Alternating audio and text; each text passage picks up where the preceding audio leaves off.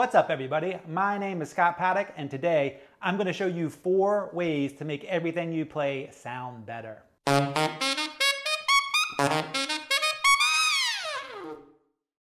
When it comes to playing a musical instrument, playing the correct notes and the correct rhythms are just your starting point. That does not make something sound musical. That is just your baseline of playing things correct.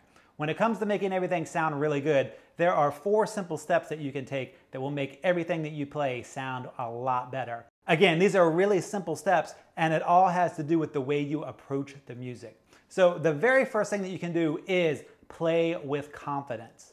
Oftentimes when my students, when they're first learning something, they're playing something for me the first time, they play it like they're not sure if they're right, or they're asking me a question in the way they're playing. They're not playing it with confidence, like they know they're right, like they worked on it really hard and they're excited to play it. They make it sound like, oh, I hope this is correct. So this is what that sounds like when you play it without confidence, even though you're playing the correct notes and the correct rhythms. For all of these examples, I am going to use Perhaps by Charlie Parker. So this is what that sounds like when you play without confidence.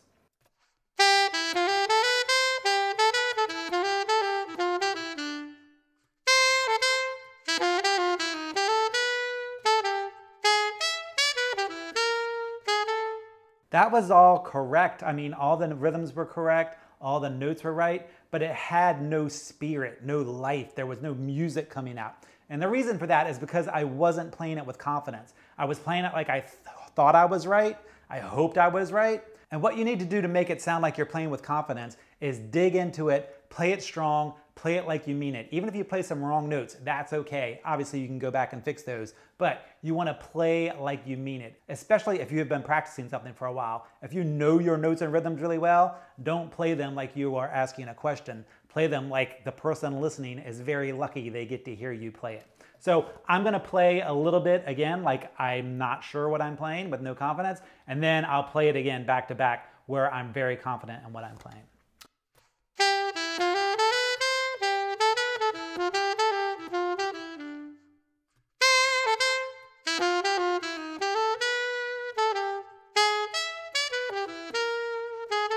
Now I'm going to play it like I mean it, and I'm excited to play it.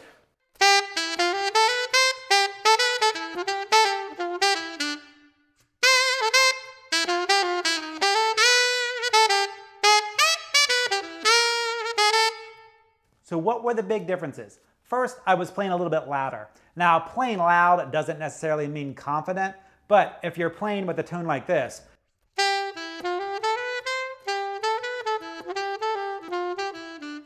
where you kind of sound defeated before you begin, you're not going to be sounding good at all. So you want to make sure that you're putting enough air through the saxophone so that it works and you're playing like you mean it.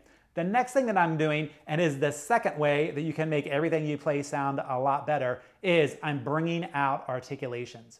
So I'm making some notes stronger than others, and when I do that, it makes the music really come alive. If I play with confidence but without articulations, it sounds like this.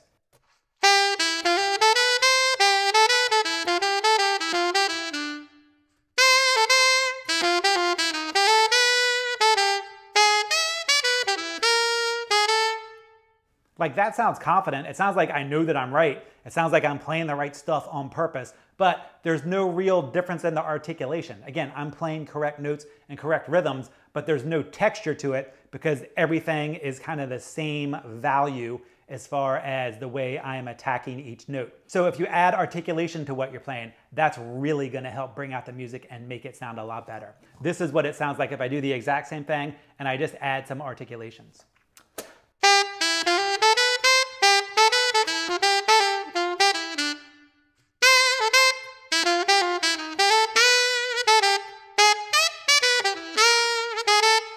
That sounds a lot better than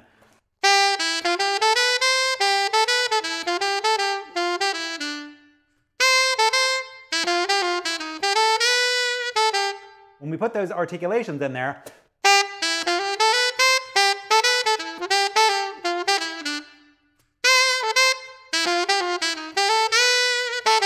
It really brings the line alive. You can really hear what's going on in the music. And that brings us to the third thing that you can do to make everything you play sound a lot better, and that is add in dynamics.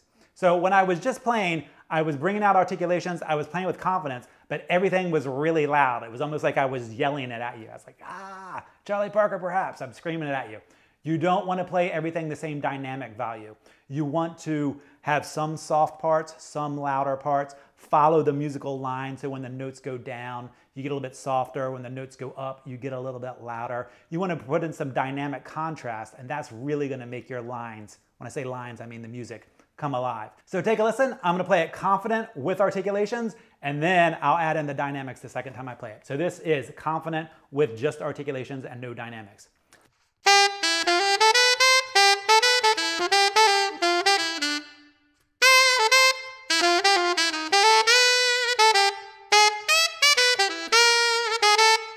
Now I'm going to play the exact same thing, except I'm going to follow the line with the dynamics, and I'm going to shape the phrase by making some notes more important and pulling some more notes back as setup notes.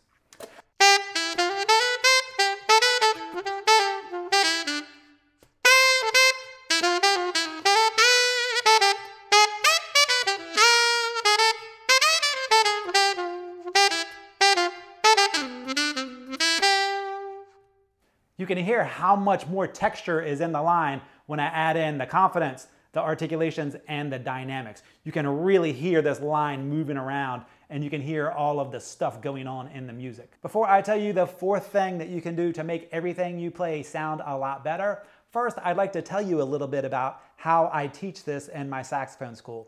I launched the Scott Paddock Sax School in October of 2020, and in the sax school, when I teach songs, I spend the first half of the song teaching the notes and rhythms and going over phrase by phrase and breaking it down so you understand completely what's going on. Then the second half of the lesson is all about bringing out the music. We talk very specifically about dynamics, articulations, and goal notes, and we talk about how to make every single thing you play sound more musical. And when I'm teaching the dynamics, the articulations, and the goal notes, I teach you how to detect them, like why this one specific note is a goal note, why you should get louder here, why you should get softer there. So I tell you all these things so that when you're learning this song, you also understand how to implement all of these ideas in other songs. So then when we go to the next song, I tell you more stuff, and we keep building on it step by step. So if you are interested in figuring out how these goal notes and dynamics and articulations work, I'd suggest taking a look at my sax school because I break it down step by step. I'll put a link to the website in the video description. So let's talk about the fourth thing that you can do to make everything you play sound a whole lot better. That is, listen to how the notes go together. Notes are not random.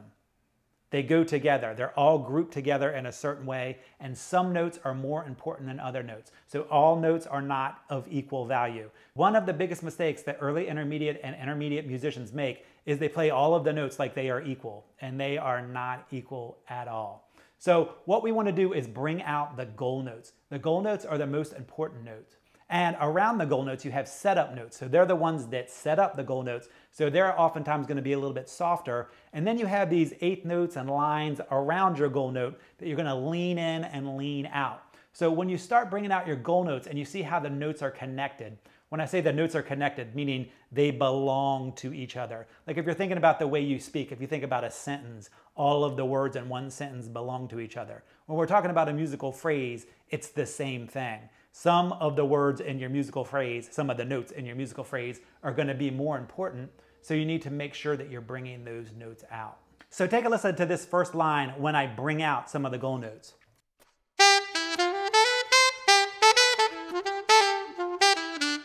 You hear those stronger notes, those notes that I'm leaning into harder?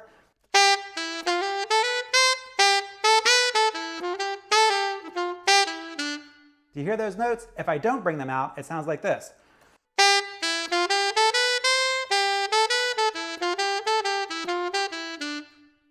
It loses a whole lot of energy because all of the notes sound like they are equal, and they're not. So you want to make sure you're bringing out these goal notes.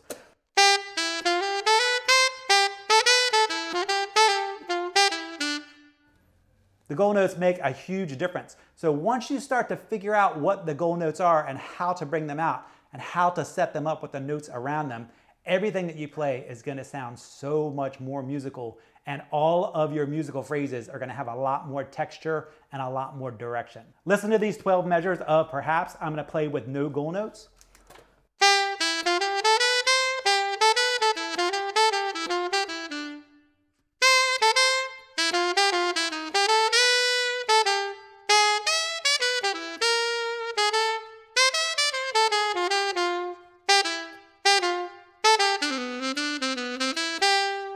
It was really hard to play it like that. In full disclosure, it took me 4 tries to get it correct, playing without goal notes. Now, this is what it sounds like when you add the goal notes in.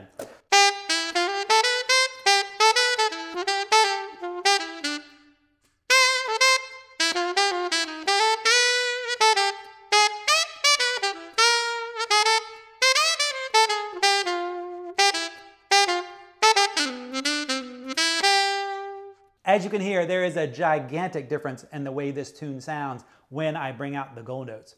So the 4 simple things that you can do to make any melody you play sound a whole lot better is 1, play with confidence. Play like you mean it and you know you're right. 2, bring out some articulations. Make sure that you are using articulation to shape your phrase. 3, also use your dynamics to shape your phrase. And 4, find your goal notes, your setup notes, and listen to how the notes go together. So everything you play has texture, and you can hear the shape of the musical line that you're playing because you are bringing out the goal notes. Thanks for taking the time to check out this video. If you'd like to dig deeper into making everything you play sound a lot more musical, check out the Scott Paddock Sax School. I will put a link in the description. Thanks a lot.